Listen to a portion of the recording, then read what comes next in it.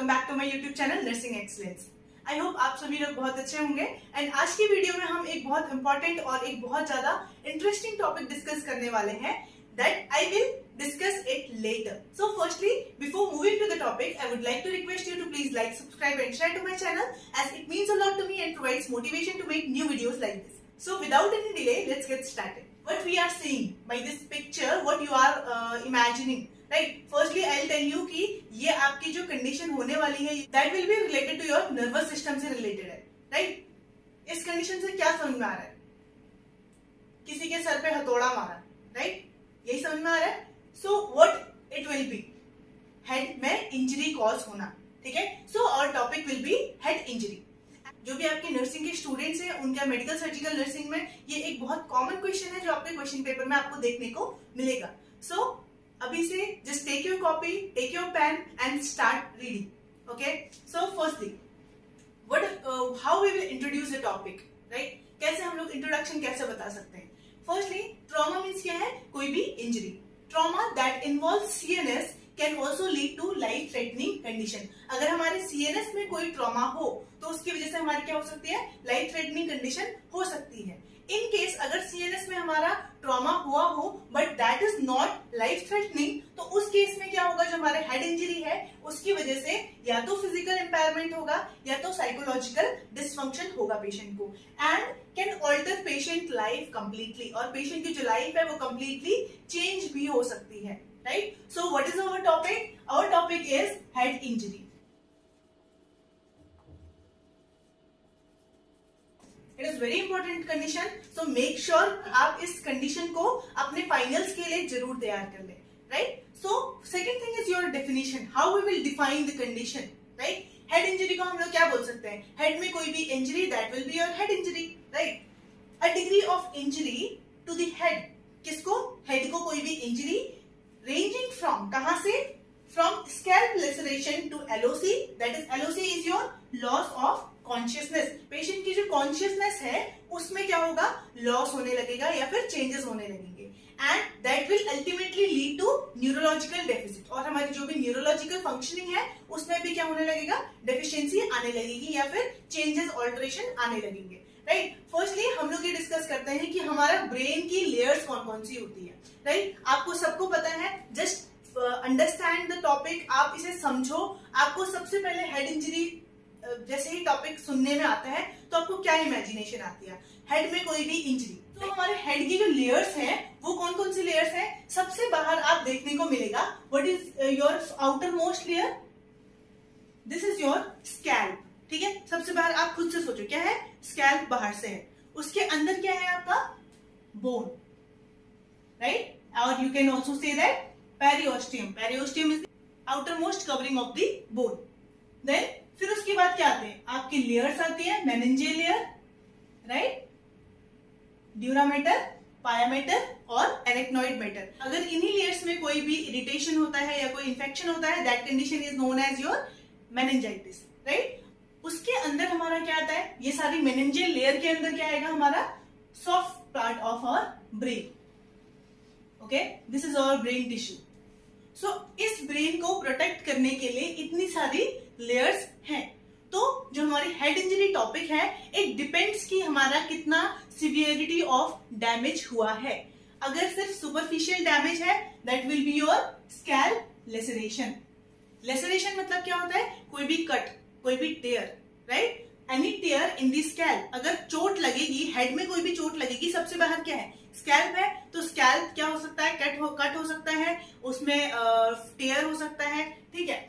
Second one is your, दूसरी layer क्या थी आपकी? This is your skull, right? अंदर, इसके अंदर क्या है? स्कल, ठीक है? हम हिंदी में बोलते हैं खोपड़ी, ठीक है? तो अंदर क्या है? पहले तो बाहर स्कैल्प हो गया, उसके अंदर क्या है? आपका स्कल है. अब स्कल में ऐसे इंजरी तो नहीं हो पाएगी, ठीक है? तो स्कल में क्या हो सकता है? फ्रैक्चर. तो यानी जो सेकेंड कंडीशन होगी हेड इंजरी के अंदर, that is your skull fracture. And अगर उसके बाद हमारा जो इंजरी की सिवियरिटी है वो ज्यादा है and it is also affecting the brain tissues, right? तो इसके बाद भी क्या हो सकता है? ब्रेन टिश्यूज में इफेक्ट पड़ेगा, तो that will be your minor. अब इसकी जो इंजरी होगी वो दो तरीके की हो सकती है। ब्रेन इंजरी में अगर ब्रेन अंदर वाला जो ब्रेन टिश्यूज है उसमें अगर इंजरी हो रही है और वो माइनर इंजरी है तो that will be your minor head trauma. Second one is your major head trauma. Okay, so these are your different layers. और उस पे भी हेड इंजरी जो है वो डिपेंड करता है कि सीवियरिटी ऑफ डैमेज कितना है। वो आपके स्कैल्प को डैमेज सिर्फ आपके स्कैल्प में हुआ है, स्कल में फ्रैक्चर हुआ है, या फिर अंदर ब्रेन टिश्यूज को भी डैमेज होना स्टार्ट हुआ है। So this all come under this topic head injury. अब now the brain injury that is caused due to any trauma, due to any injury, तो उसको हम ट्रॉमेटिक ब्रेन इंजरीज कहते हैं। ठीक है, कॉमनली देखने को मिलेगा as TBI. And the most common reason for traumatic brain injury is roadside accident, fall, ठीक है, bike accidents, assault. These are certain causes जिसकी वजह से traumatic brain injury होती है। First one traumatic brain injury है, ठीक है, this is not degenerative. Degenerative जैसे हमने प्रीवियस वीडियोस में देखा है अबाउट दी माइस्थीनिया ग्रेविस। अगर आपने अभी तक ये वीडियो नहीं देखी है so please check it out, link is in the description box. तो that condition is your degenerative, जहां पे हमारी जो माइलिन शीट है उसमें डीजेनरेशन कॉज होना स्टार्ट हुआ है, but this is not degenerative, right. तो traumatic brain injury is non degenerative, this is not degenerative, non congenital. ऐसा नहीं है बाय बर्थ, कंजेनाइटल ऐसे डिसऑर्डर्स होते हैं जो बाय बर्थ बच्चे के साथ होते हैं, ठीक है, that is not congenital, that is non congenital damage to the brain. किसको डैमेज हो रहा है? ब्रेन को डैमेज हो रहा है। कहां से? आप कोई भी डैमेज होगा कैसे? कोई बाहरी मैकेनिकल फोर्स की वजह से, कोई बाहरी मैकेनिकल जो फोर्स है उसकी वजह से लीडिंग। अब क्या होगा?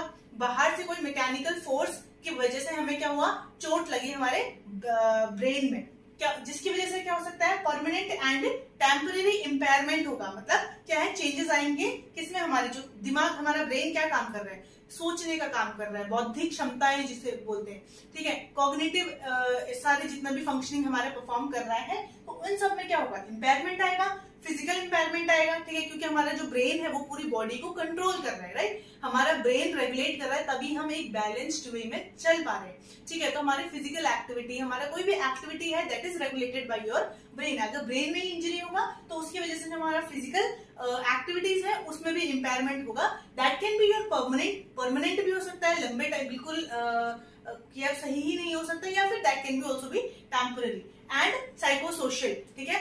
As a student you know how to sit, how to behave with others, right. Society में हमें कैसे रहना है, that is your general awareness, ठीक है। तो पेशेंट की वो जनरल अवेयरनेस भी क्या हो सकती है? चेंज हो सकती है and associated with altered consciousness, और पेशेंट की जो कॉन्शियसनेस है वो भी चेंज हो जाएगी, right. So this is TBI, traumatic brain injury. Now the etiology of head injury. अब जैसे ही आप ये टॉपिक सुनते हो तो आपके दिमाग में सबसे पहले क्या आता है कि क्या कारण हो सकते हैं हेड इंजरी के? जैसे कि एक्सीडेंट हो जाए, राइट, रोड ट्रैफिक एक्सीडेंट हो, ठीक है, कहीं से पेशेंट फॉल हो जाए, गिर जाए और हेड में इंजरी हो जाए, ठीक है, असॉल्ट, लड़ाई दंगे में किसी ने मार दी सर पे, ठीक है।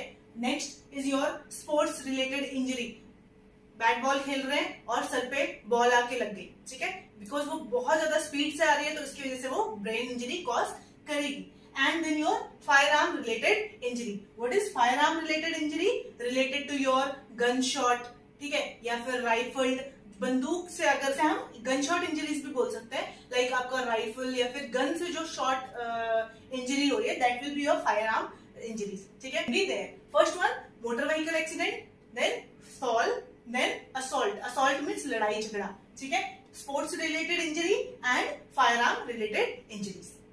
Next one is incidence of head injury. Head injury young adults में ज्यादा देखने को मिलती है। नेक्स्ट वन, और over the age above 75 years. या तो क्या होगा, या TBI के केसेस हैं उनकी जो इंसिडेंस है वो या तो यंगर एडल्ट्स में देखने को मिलता है, या तो ऐसे लोग जो 75 से अबव है, या किसी भी दूसरी कंडीशन की वजह से देयर कैन बी फॉल, ठीक है, चोट लग सकती है, गिर सकते हैं, गिरने की वजह से जो हमारे 75 इयर्स या उससे ज्यादा एज के जो लोग हैं उनको भी क्या देखने को मिलता है? ब्रेन इंजरी या हेड इंजरी देखने को मिलती है। नेक्स्ट वन इज योर, जो हमारी TBI की वजह से, ट्रॉमेटिक ब्रेन इंजरी की वजह से जो मेजर डेथ्स होते हैं उसका 50% किसकी वजह से हो रहा है?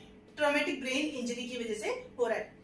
जो भी हमारा मेजर ट्रॉमा डेथ देखने को मिलता है इन द पेशेंट्स, वो किसकी वजह से, जो उसका 50 जितनी भी डेथ्स हो रही हैं हेड इंजरीज के अंदर, उसके जो 50% हमारा जो मेजर ट्रॉमा डेथ है वो that is due to traumatic brain injury. मतलब हेड इंजरी के अंदर अगर हम लोग देखेंगे तो जितनी भी डेथ्स हो रही है उसका 50% केवल किसकी वजह से हो रही है, ट्रॉमेटिक ब्रेन इंजरी की वजह से हो रही है, right. Motor vehicle accidents are the leading cause of brain injury. जो हमारे मोटर व्हीकल एक्सीडेंट है are the first leading cause. पहला जो लीडिंग कॉज है head injury brain injury cause होने का, that is your vehicle accident, and fall are the second leading cause. और जो हमारा फॉल है वो हमारा सेकेंड लीडिंग कॉज है of your brain injury. And death can occur in the case of traumatic brain injury, या भी कोई भी हेड इंजरी हुई है, in that case death 3 situations के अकॉर्डिंग हो सकती है। या तो जैसे ही इंजरी हुई उसके इमीडिएटली बाद पेशेंट की डेथ हो जाए, लाइक आपने देखा होगा रोड साइड एक्सीडेंट हुआ और एक्सीडेंट के तुरंत बाद पेशेंट की डेथ हो गई, right. The second thing is with in 2 hour of injury. Injury के बाद पेशेंट थोड़ा सा 2 घंटे के लिए सर्वाइव कर पाया, उसके बाद उसकी डेथ हो रही है, right. And the third one is 3 weeks after the injury.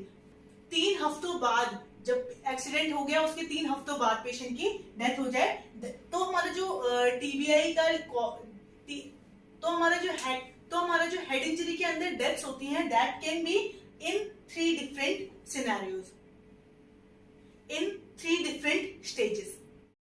Next is types of head injury. तो फर्स्ट वन इज योर, सबसे बाहरी लेयर कौन सी है, सबसे बाहरी लेयर कौन सी है, स्कैल्प। अगर यहाँ पे कोई भी कट हो, यहाँ पे कोई भी टेयर हो जाए, यहाँ पे कोई भी डैमेज हो जाए, then it will be your scalp laceration.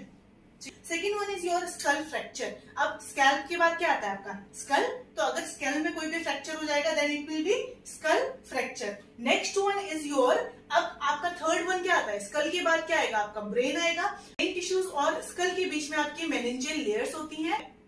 Brain injury या फिर हेड इंजरी में मेनिंजियल इरिटेशन भी देखने को मिलता है, और वो साइन एंड सिम्टम्स भी देखने को मिलते हैं that are related to your meningeal irritation. Meningeal irritation के साइन एंड सिम्टम्स कौन से होंगे, the sign and symptoms that we see in the meningitis. क्योंकि इन्फेक्शन अगर बाहर से लेसरेशन से अंदर पहुंचेगा तो उसकी वजह से meningitis can also be there, ठीक है। तो माइनर जो हमारा ब्रेन इंजरी है, अब हमारे जो स्कल फ्रैक्चर के बाद क्या है ब्रेन इंजरी। अब ब्रेन इंजरी भी 2 टाइप से हम लोग डिवाइड कर सकते हैं, या तो ब्रेन की जो टिश्यूज हैं उसमें माइनर इंजरी हुई हो, या फिर ब्रेन टिश्यूज में मेजर इंजरीज हुई हो, राइट। माइनर ब्रेन इंजरी में क्या आता है आपका concussion, and major brain injury में क्या आता है आपके, फर्स्ट वन इज कंट्यूशन, ठीक है। एंड सेकेंड वन क्या हो जाए यहाँ पे, अगर आपका कंट्यूशन, तो एक कंडीशन हो गया। दूसरी चीज क्या है, अगर आपका जो ब्रेन टिश्यूज है उसमें टेयर आ जाए, उसमें कोई लेसरेशन हो, that will be your brain tissues laceration, okay.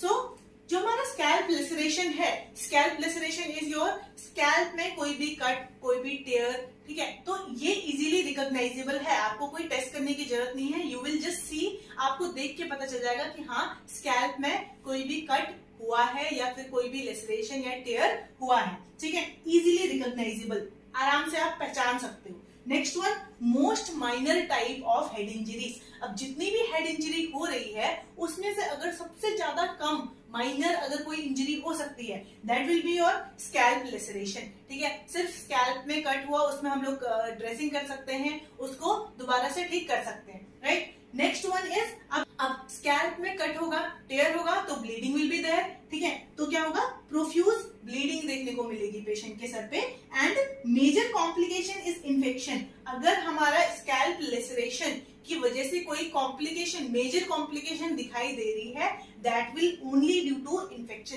The next thing is your, अब दूसरी लेयर क्या थी, स्कल फ्रैक्चर। स्कल फ्रैक्चर में भी हम लोग उसे 2 पार्ट्स में डिवाइड कर रहे हैं। फर्स्ट वन कि कौन सा टाइप ऑफ फ्रैक्चर है। Fracture is a different topic that we will discuss in it later videos. तो यहाँ पे सिर्फ कुछ जो फ्रैक्चर्स हैं, इंपॉर्टेंट फ्रैक्चर्स हैं, वहां पे उनका नाम बता दे रही हूँ। टाइप ऑफ फ्रैक्चर, किस टाइप का फ्रैक्चर है। दूसरा चीज हम लोगों ने स्कल फ्रैक्चर को किस में डिवाइड किया, कि जो फ्रैक्चर हो रहा है स्कल के कौन से बोन में हो रहा है, यानी लोकेशन ऑफ फ्रैक्चर। ऑर्बिट्स किसे बोलते हैं हम, अपनी जो आंख का हमारा आई ऑर्बिट बोलते हैं ना, जो ये ऑर्बिट है, जो ये हमारा हॉलो स्पेस है जहां पे हमारे आई ऑक्यूलर, जहां पे हमारी आई है, उसको ऑर्बिट बोलते हैं। अगर उस वाली बोन में फ्रैक्चर हो जाए, so these are different type of head injuries. अब हम इन सबको डिटेल में नेक्स्ट वीडियो में देखेंगे. सो this is all about the today's video. I hope ये आपको वीडियो पसंद आया होगा. अगर आपको इस वीडियो से वैल्यू मिलती है तो प्लीज लाइक सब्सक्राइब करना ना भूलें. And thank you so much for watching.